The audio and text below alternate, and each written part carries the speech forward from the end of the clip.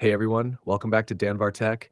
In this video, I'll show you how to permanently delete your Instagram account.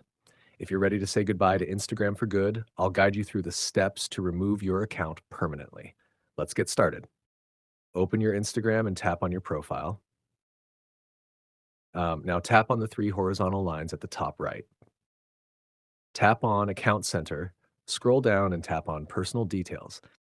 Now tap on Account Ownership and Control. Tap on Deactivate or Deletion, then select your Instagram account. For permanent deletion, tap on the second option, Delete Account. Now select any reason and press Continue.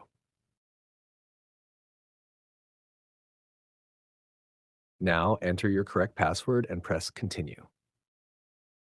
And that's it. Your Instagram account is now permanently deleted.